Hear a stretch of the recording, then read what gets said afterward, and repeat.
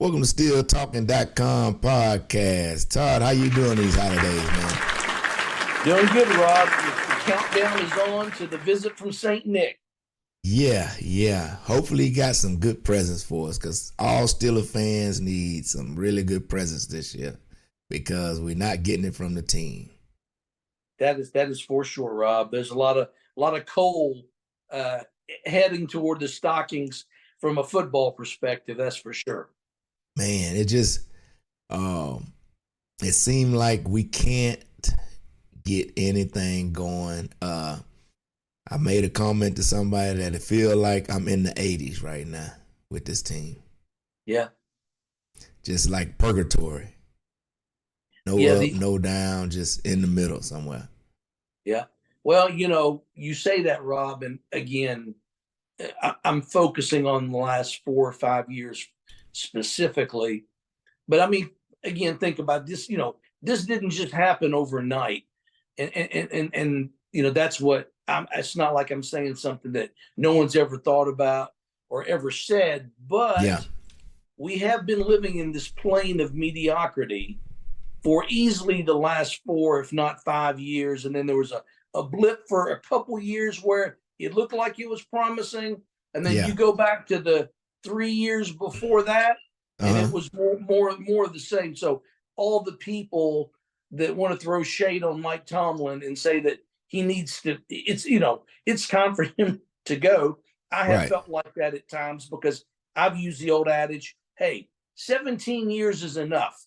And it actually, I still am going with that, but this team has been in the level of mediocrity. This is not a one-time thing. The last, really, except for a couple of years, the last 10 years has been very mediocre. And what's your theory on that? I got a theory. I'm gonna tell you in a second. What's your theory? You go ahead and shoot. I want to hear what you got to say. We mismanaged the quarterback situation from even before being retired. Look at what Green Bay does. When they have an opportunity, when Ben went down and we were mediocre that 1 year, even though we still almost made the playoffs, at some point you got to start planning for life without Ben. Right. We let it run all the way out. All the toothpaste in the tube was out. Yes. And we tried to run to the store and get another one, and they were out. Yep. So, when you mismanage the quarterback situation, which is the most important position on the field, sorry, all the other positions, you're going to have problems, and you're going to get into this purgatory of trying to find him when you need him instead of finding him when you really don't need him. You know what I mean? Right. It's a saying my dad used to always say, I'd rather have him and not need it than need it and not have it. Yes. Am I right? Such a simple concept, Rob. Yet you've got guys that are, in the know and supposedly understand these things and can't make those decisions, which goes back to what you and I have discussed many times here this season, is this malaise or this staleness that apparently has permeated this organization for a fairly long period of time, that they're either literally afraid, go pulling Mike's phrases out in front of them about, don't live in your fears. Well, okay, maybe Tomlin doesn't live in his fears, but those above him live in their fears, specifically Kevin Colbert. I mean, that guy had a way of doing things, and it worked the majority of the time. But as he got to those last few years, he just really refused to even adjust his philosophy of drafting even the slightest bit. And, I told you earlier this year that, the Steelers I don't think would ever do this, but if they had a reason, we've talked about other teams say, okay, well, the GM, he didn't hire this coach, when they fired the coach, or he didn't hire the quarterback. Well, if the Steelers wanted to be hard asses about it, they could say, okay, Omar Khan did not. Yeah. No, had nothing to do with Mike Tomlin and had nothing to do with Kenny Pickett, even though Omar Khan was sitting probably right next to Kevin Colbert the whole time he was decision making who the Steelers were going to draft with that first round pick in 22. Right. Khan's been with Colbert that whole process. So it's not like he probably came to him and said, hey, Kevin, we should not draft this guy. We should do this. I think he just pretty much rode with whatever Colbert said. And I really don't know if his philosophy is sufficiently different from Colbert's, but certainly over the next couple of seasons, we will definitely find out what kind of personalities he's going to want to draft. Well, Ben didn't want to retire. We retired him, right? That is correct. That's normally what the Steelers do, yeah. So a couple of years before he retired, we had an opportunity. Justin Fields fell down to 15th to the Chicago, right? Yes. Okay, if we forward thinking and you have an opportunity when a guy like that falls, you got to step up. You got to step up. You got to start planning for the future. You can't just let guys, Hall of Fame guys, just go to the end of the wire and then try to replenish them. It's too hard to do that. You got to take opportunity as you see it, as it comes, especially when they towards the end. I could see if Ben was prime Ben, then you're not worried about it, right? Right. Yeah. But when it get old Ben, you start worrying about it. No doubt. And like you said before, Rob, the Steelers have it's not their fault, but it always works out this way, that we're never picking high enough to get an elite level quarterback with our actual draft pick. It's always going to require the Steelers to move up unless you have a Tom Brady situation or a Lamar Jackson. I mean, again, I hate to throw flowers at the Ravens, but as of right now, it looks like they made a smart pick when they took Lamar at the tail end of the first round. Yeah. These things do happen, but it's rare, Yep. And so this year, we need to draft a quarterback somewhere. I'm just saying.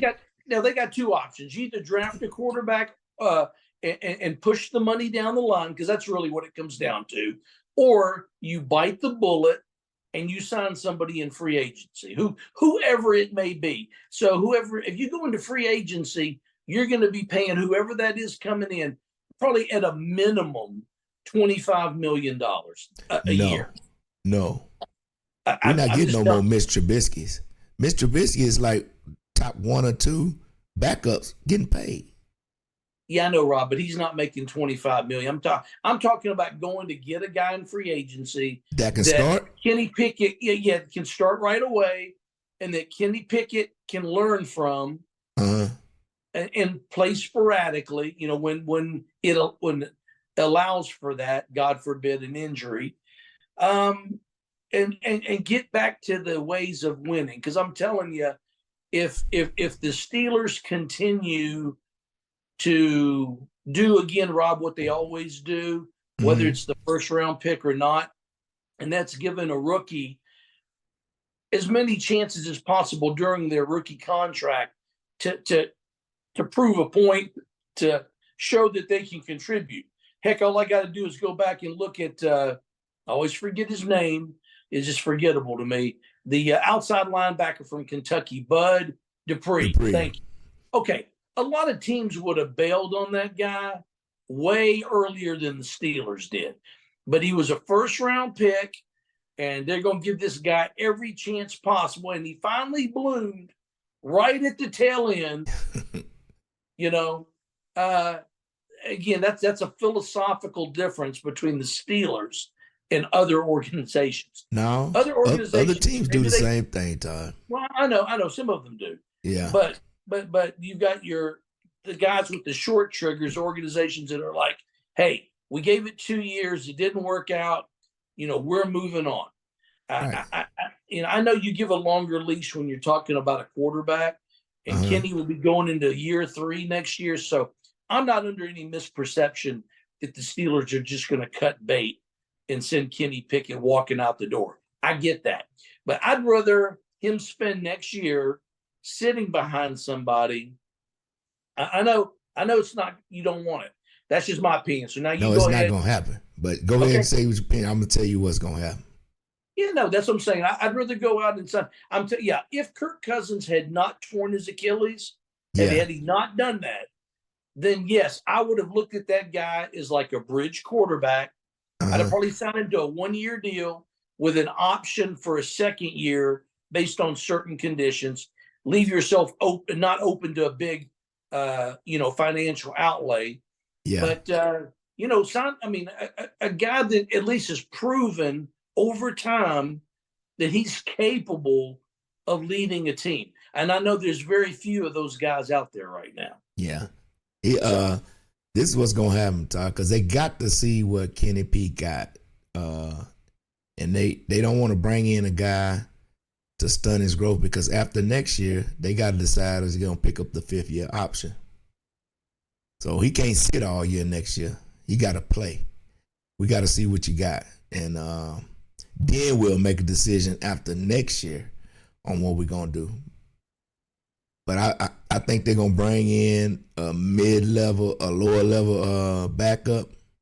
Okay. And compete with Rudolph for the backup spot.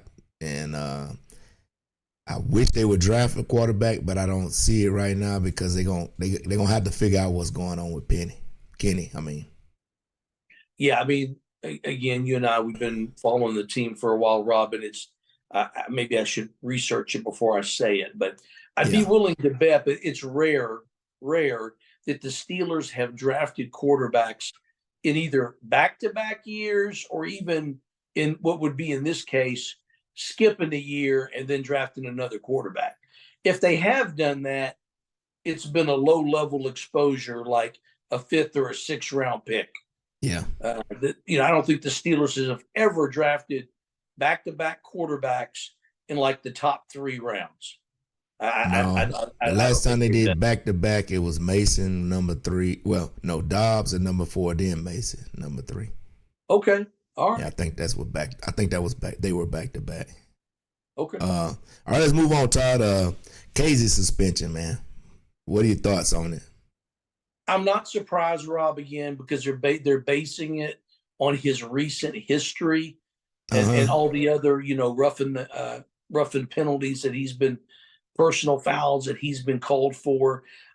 There's been times I've been like, I'll watch Kazee, Rob, and I'm thinking to myself, I wonder if he's literally, when he was like a young kid in college, and said, you know what, I want to be like Ryan Clark when I grow up, because he hits like Ryan Clark hits. Yeah, he's a physical safety, and he is. It's hard to be physical these days, because they're taking the physicality out of the game. Yep. I understand his frustration. They was interviewing him at his locker, and he was upset. You take away a man a quarter of the season of his money. You know what I mean? I'd be upset too. Oh yeah. Yeah. I saw it's going to come out, those 3 paychecks he's sacrificing. It comes out to just over $208,000. Yeah. Yeah, that's nice money. Yeah. 3 weeks of work. Yes. Man. All right. Anything else, man? I just hate it for him. Even though he got a past history, I think 2 or 3 of those things were taken off, because he what do they call it when you like when he launched himself? No, when you I can't think of the word. But getting a defenseless receiver. I mean, what no, when they levy that suspension, you can come back with a I can't think of the word. Okay. But anyway, he got him. He petitioned the league, and he was able to get it off, 2 or 3 of them. So It wasn't like he had a lot of those hits, but a few of them got taken off. But they don't take that into account. No, look, I tell you what happened to Damontae Kazee is basically what happened to that Broncos safety earlier this year, Kareem Jackson. Yeah, where he got suspended for like 4 games. He had a history. He was constantly getting fined, a lot of money, being suspended a game here or there. And then finally they dropped the hammer and suspended him for like 4 games. And I think he got it whittled down to either like 2 or 3. Yeah. But yeah, you got a few guys in the league that have, are earning a reputation as being, overly physical hitters. Yeah. And the league just doesn't want that. I mean, it's just a fact. So. The problem is, if you don't try to separate the man from the ball, your coaches are going to be upset. You put that on tape. At least as a player, that's what I would be thinking. You see what I'm saying? You letting the guy catch the ball and you just tapping him down instead of, separating the ball and make him drop it. You know what I'm saying? So that's a tough position to be in, man. God, I wouldn't want to play defense. No, not in this NFL. That's for darn sure. Yeah. All right, let's move on. Preview of. Do you even want to talk about the last game? No, because again, all we would tell people is you don't need to listen to us talk about it. Just watch the tape. Yeah. Like I said, how you could blow a 13-0 lead just like that. You had the momentum, and it was like none of that stuff that they did even took place, and Indianapolis just kept on doing what they were doing. So no, that was up the middle of the field. We had a third team was playing pretty much all through up the middle of the field, third and fourth team, and so we couldn't stop a nosebleed with they tight ends, anything coming across the middle. So and Minshew was eating us up across the middle, man. Golly, eating us up. He was, Rob. Yeah, like you said, man, it's a patchwork of a defense right now. We lost the starting inside linebackers. Now the starting safeties are gone. These were already areas that we were concerned about coming into the season due to lack of depth, and that has shown itself to be the case. And hopefully they can address that in the offseason. Well, all right, let's move on to the Bengals game. Injury report: Trent Thompson, neck. He ain't practiced yesterday. We need him. Hurry up, get back. Minka, he's going to be out with a knee. KP, they think they left the door open for him, right? Okay, I just want you to know I had a blurb pop up on the phone while you and I have been talking. KP is officially ruled out for the game on Saturday. Okay, yeah. KP out. That's good because that'll give Mason full autonomy for the whole game. Yes, pretty much. He ain't looking over his shoulder. Cam with a concussion. He came out of concussion protocol. Isaac Seumalo, shoulder. He was limited yesterday. I hope he plays, but he may need to sit this week because he didn't look too good last week. No, you can tell it's really bothering him. I'm hoping this is not something that's going to require surgery or have a long rehab associated with it, even though you've got a long off season to deal with it.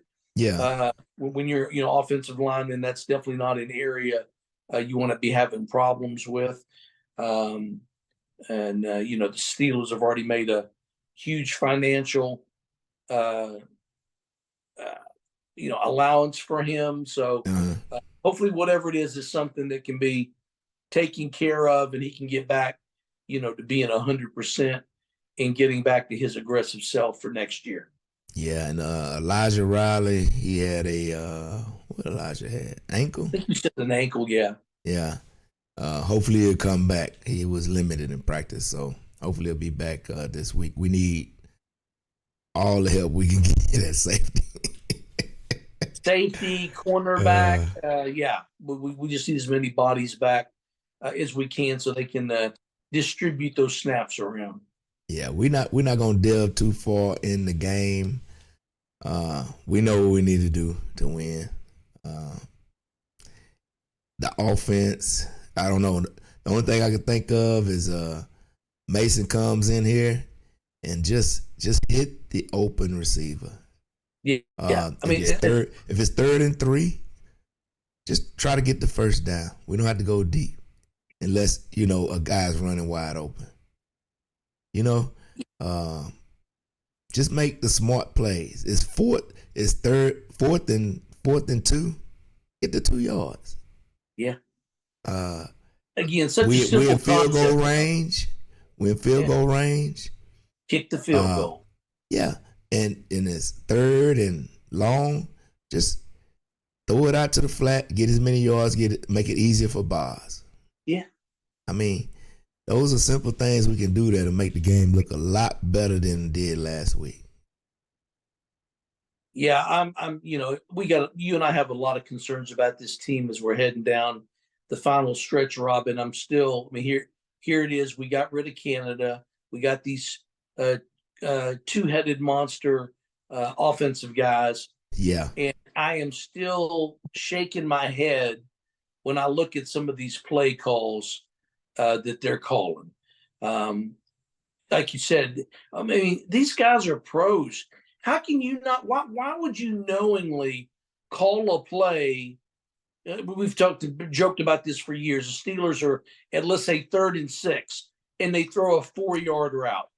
Why would you not throw the ball to at least get it to the line of scrimmage to give yourself a chance? Or the flip side, that game last week, it's 4th and 2, and you're throwing a 25, 30-yard pass. Well, that's the quarterback's decision. You got routes going everywhere, Todd. One of them is the clear out. So that's probably the clear out route. And Mitch just loves to throw the ball long for some reason. He does. And he's not very accurate at doing it. No. So. But I tell you what, Mason's got a totally different approach. At least what I would say is probably going to happen in the game Saturday, Rob, is that you're not going to see as many turnovers. We may not do anything, right? But I don't think Mason will turn the ball over to the level that Trubisky does. Well, we're not built to overcome turnovers right now. Our offense can't score points. No. So points come at a premium. We can't give away points. Nope. So, and that's one good thing about Kenny. He didn't turn the ball over. I'm going to give him kudos for that. But just so conservative. Rob, I look at the yards per attempt passing. We're like 29th or 30th in the league. It's like 4.8 yards per attempt. No wonder you don't turn the ball over. Hell, you barely throwing it beyond the line of scrimmage. Yeah, circa Ben Roethlisberger the last 2 years. Yep, pretty much, man. Mm-hmm. But let's see. Who am I frustrated with? Chunky P. Chunky P is gonna be gone in the offseason. If he's not, something wrong. But, exactly. He done got 3 and 4, 6 chances, man. Yeah. So. Yeah, you and I know. He's easily could have been replaced by better punters. All the guys that they brought in. Yeah, even this last kid, Braden Mann, he did some kind of, I don't know if it was a fake punt or something, Rob. He got a first down on he threw the ball to somebody on a fake punt and got it. Yeah. And Chunky, he couldn't do that if his life depended on it. Yeah, I think he's keeping the job because he holds for kicks, but in the offseason they can find somebody to hold kicks. I can hold kicks. There you go. Again. Old school thinking, man. That's what this comes down to. Yeah. Do you give us a chance to win that game, Todd? No, Rob. I don't. I think it's going to be a lot like the last time that Cincy and Pittsburgh played. I just think the score is going to be reversed. So I'm going to go ahead and call it. I'm going to say Cincy 21, Steelers 13. 21-13, huh? Yep. Man, I hate going against us when I think we should be winning these games. I'm gonna say, ooh, it's gonna look bad too. I'm gonna say we're gonna get routed, man. Okay. I don't even think we scored 13 points. Okay. 28-10, Cincy. Okay. There you go. That's where we're at, man. Yeah. All right, let's see. One thing I want to do is kind of state of the team. I said this before, Todd. On offense, I don't think we have any leaders on offense right now. At least if we do, I don't think we have leaders that can make a difference. I would agree, Rob, because it's still a relatively young offense. So you're right. We don't have that veteran voice on offense to, stand up and say, hey, this is not how we do things. This is not acceptable. And, everybody's going to stand up, be accountable, and work even harder to make this unit better. So yeah, it's definitely devoid of leadership. There's no doubt about that. Yeah, and it's making the defensive players so frustrated. I can kind of tell Minka was frustrated, TJ frustrated. You can just tell these guys when you interview them, they're frustrated as hell. Oh yeah, no doubt. Yeah. Don't blame them. And now we get to George Pickens, man. I don't know what to say. Lack of effort. When things are going good, Todd, it's easy to be a good teammate. It's easy to show character, right? But when you have adversity, it brings out the real you. Kind of like if you win the lottery tomorrow, Todd, money just gonna bring out the real you. Right. Adversity brings out the real you. You know what I mean? To see how you will act with these things coming at you, everybody asking you questions and seeing, it just brings out the real you. So George Pickens is not making a good account of himself through our difficulties. And some of it is it ain't nothing he's done, right? Our offense and our quarterbacks just ain't good enough. And sometimes you got to get it in your mind that you just got to be a professional, do your job the best of your abilities, even though you're handicapped right now. And that helps everybody in the system, because you acting out ain't gonna change nothing. No, I mean, it's just gonna make it worse on you. Right. It goes back to his. I mean, it's obvious. He's a young person. He's very immature. I mean, again, I will use this example. I think he's what, Rob, 22 years old? Yeah, 22, 23, somewhere up in there. Okay. Man, when I was 22 or 23 years old, if I was in that pressure pot that he's in, I may not do it exactly the way he's doing it, but I probably would show my immaturity too. So I get that. It's not an excuse, but I can at least understand it. But, he's got people around him that are trying to show him the right way to handle these things. But it sounds like to me, he's just not listening. Yeah, Deontay Johnson. Well, it's a little bit more than Deontay. It's the position coach. It's Mike Tomlin. I mean, those words that Mike Tomlin used yesterday to address this George Pickens thing were pretty strong words. For him, Pretty strong words, yeah. He just needed to shut his damn mouth up and do his job and not worry about all the things that are going on around. So, That's the most fundamental issue, Rob, is that to try and help these guys personally, as Tomlin would say, personally develop and grow and help elevate them to where they need to be so their body and their mind is right to go out, play a game, and perform at, the level that they are capable of. And that's how fundamentally flawed we are at the moment, that we can't even get players to play up to their capability. Yeah. So anyway. All right, Todd, where we go from here? We're 7-7, 3 more games to go. I wish I could say I'm still holding out hopes for the playoffs, but I didn't lost that hope. I don't know what else to say. You can just say what I say, Rob, no matter how the season went. I tell you, I'm looking forward to the off season, and I mean it. There's no more exciting time to me than that window between when free agency begins and when the draft ends. That is, to me, that's the best. That's the best time. At times, even better than the regular season, because hope springs eternal during that period.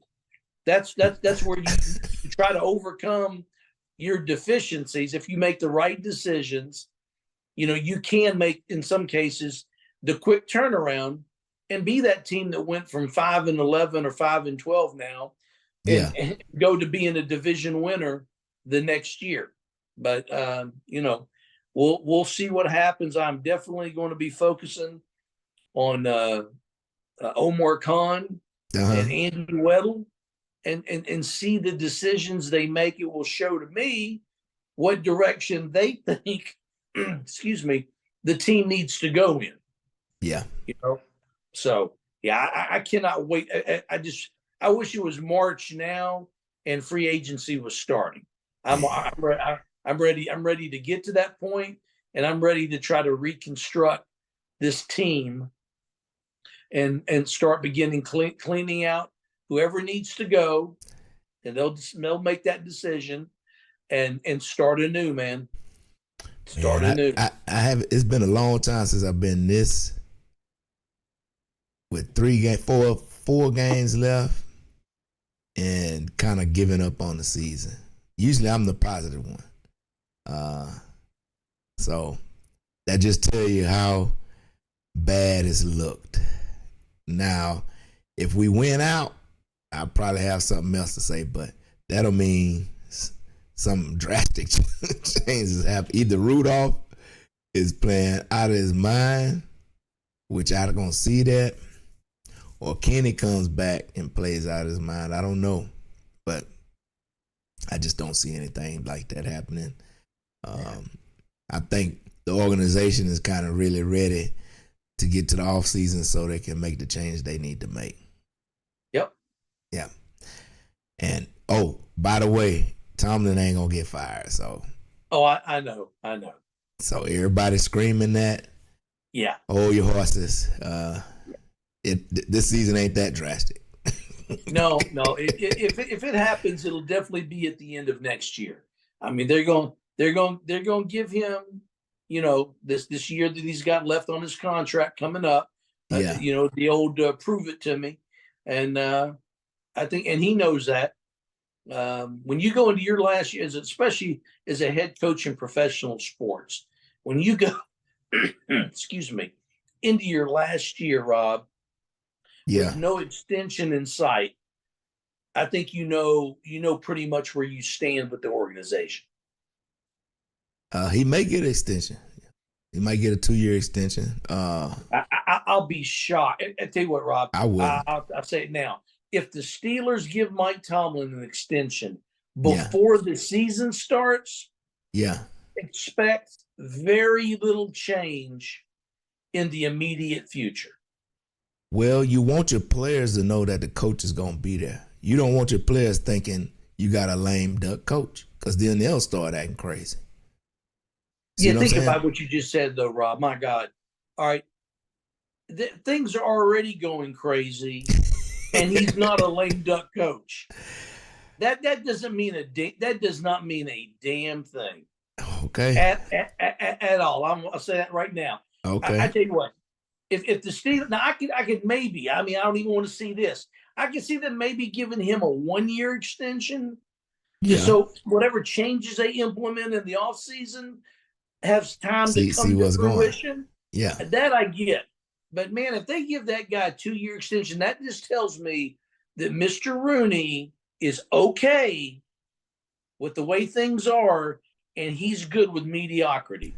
Because that's what the last 10 years is telling me, is that Mr. Rooney is okay with mediocrity, and any talk about the goal is to make it to the Super Bowl, those are all false words, man. They fall on deaf ears because they haven't done anything to me to suggest that they are trying to compete for a Super Bowl. They're just trying to compete to make the playoffs, to finish above 500. That's what they're competing for right now. Well, the one way I think if the people really want to get him out of there is maybe take some of his power away. Yeah, that would be a good idea because, again. Let Khan hire the coach. Yeah. You know. Tell him what offensive guys they're going to fire. Yeah, absolutely. That may be a way he might just say, I can't do that. Right. And I retire. There you go. Yeah. Yeah. That's the only way I can see it. Yeah. No, I don't think he should be the decision maker on who the offensive coordinator is going to be. Yeah, I don't want because again, Rob, he's proved to everybody that he's not capable of making that decision.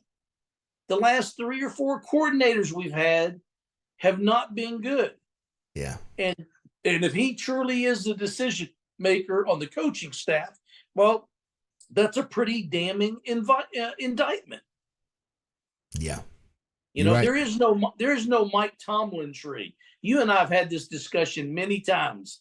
This whole concept of hiring from within, it just breeds the same goddamn results. It doesn't change anything. Yeah. So well, I can't argue with you now, Todd. No, that's okay, man. If freaking Art Rooney is cool with what's happening, hey man, keep going. You own this team. You're the decision maker. Go ahead, do it your way. Coddle the majority of the fans, and put the butts in the seats, which I think would be in question coming into next year. Yeah. I don't know if they can consistently fill that stadium up with the product they're currently putting on the field. It'll start getting filled up by the other teams' fans. And we'll become whatever team we play in. No butts in north. Seats. Yeah. All right, let's move on, Todd, to get these people out here. Review of divisional opponents. Browns at the Texans. C.J. Stroud not playing. I'll take the Browns in a close game. Yeah, give me the Browns and smoking Joe Flacco playing out his mind, baby. He playing better than all our quarterbacks. Can you imagine? You're a Cleveland Brown fan, and somebody told you at the beginning of the year that Joe Flacco would be your starting quarterback with like 4 or 5 weeks before the end of the season. It wouldn't be Deshaun Jackson. That's crazy. It would be Joe Flacco. Yeah. That just tells you don't never know what the hell you're going to get in professional sports. Right. Never know. And Monday night, a barn burner. Yeah. Lamar Jackson and the Ravens going to San Fran Bay Area to play the 49ers and Brock Purdy. I'm picking, this is all heart. I'm picking the 49ers. I don't care how it happens. The 49ers better beat the Ravens. I will be pissed if the 49ers find a way to lose this game. Yeah, give me the 49ers and give me the Browns. So, Browns will probably beat the Texans Yeah, it'd probably be close because they playing in Houston. Yeah. And the Ravens and 49ers going to be close too, I think. But I think the 49ers will come out. Yeah, I would be surprised if that game was not close. I mean, I think they're two very evenly matched teams. Right. And 49ers defense got the speed to kind of run with Lamar a little bit, run around out there. Yeah, absolutely. Yeah. All right, Todd, anything else before we let the people go? Merry Christmas, by the way. Yeah, we'll start with that. Merry Christmas to everybody. Happy holidays. Happy New Year, since we probably won't be reaching out to the people before then. Right. So, hope everybody stays safe, has a great time with friends, family, whoever you choose to enjoy the holidays with. Yep. And we'll talk to them on the other side in 2024. Yeah, everybody have a good Christmas, a safe New Year, and we'll see you after the New Year, right, Todd? Yes, sir. All right, without further ado, here we go, Steelers. Here we go. Who?